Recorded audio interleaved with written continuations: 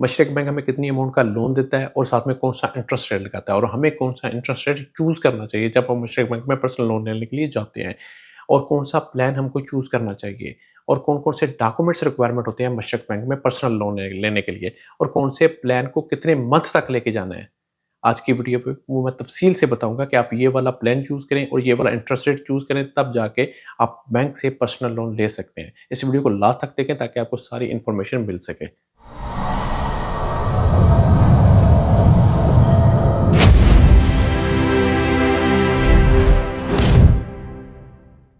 Dubai में Mashrak bank से personal loan लेना दूसरे लोनों से बहुत ईज़ी होता है।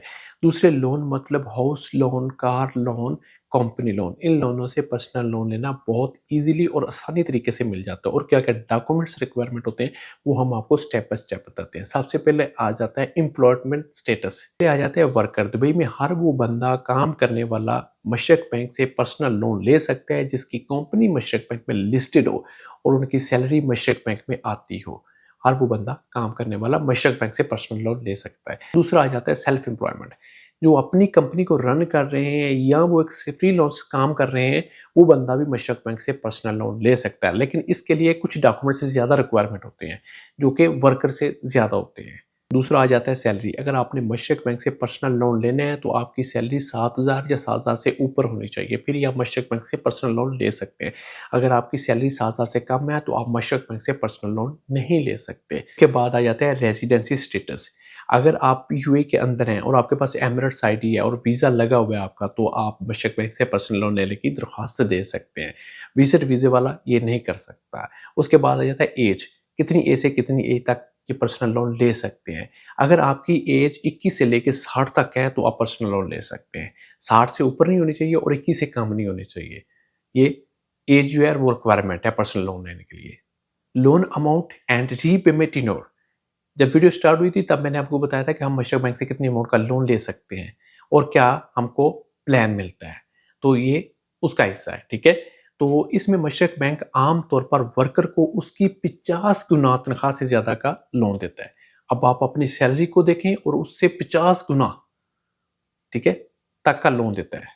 ये आप एडजस्ट कर सकते हैं, ठीक है। ये आप खुद आइडिया कर सकते हैं कि हमें इतनी अमाउंट का लोन मिल सकता है, 50 गुना तक का, ठीक है, उसकी तनख्वाह से। और इसका जो प्लान होता है 12 का भी ले सकते हैं आप, 48 महीने तक का भी ले सकते हैं।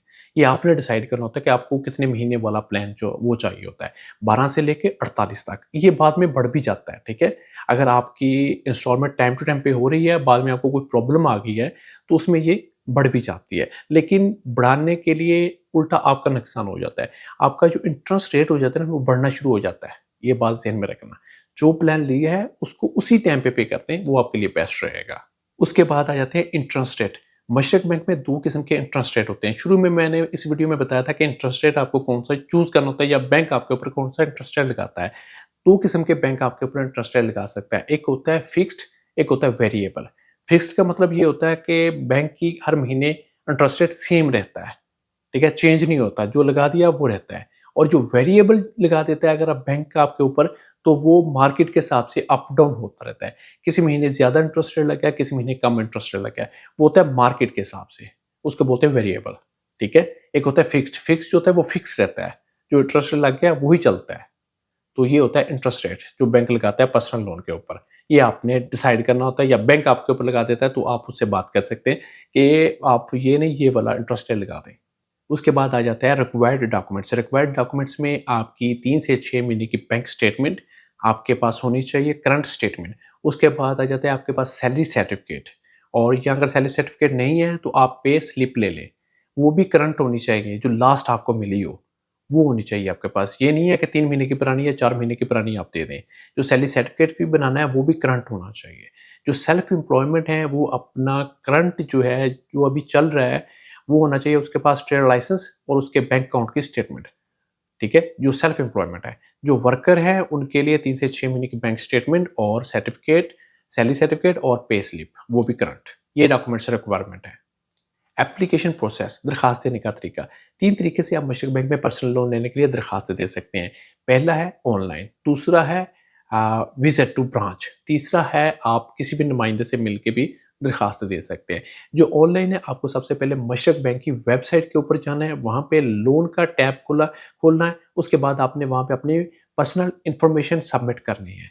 ठीक है? यानी कि पर्सनल इन्फॉर्मेशन मतलब आपका मोबाइल नंबर, आपका पासपोर्ट नंबर, उसके बाद आपकी सैलरी कितनी है, ये डिटेल्स लिख के आपने फिलअप कर देना है और बैंक विद इन 1 या 2 डेज़ के अंदर-अंदर आपसे राब्ता कर लेते हैं। उसके बाद आप उनसे बात करके और डॉक्यूमेंट सबमिट कर सकते हैं बाय ईमेल।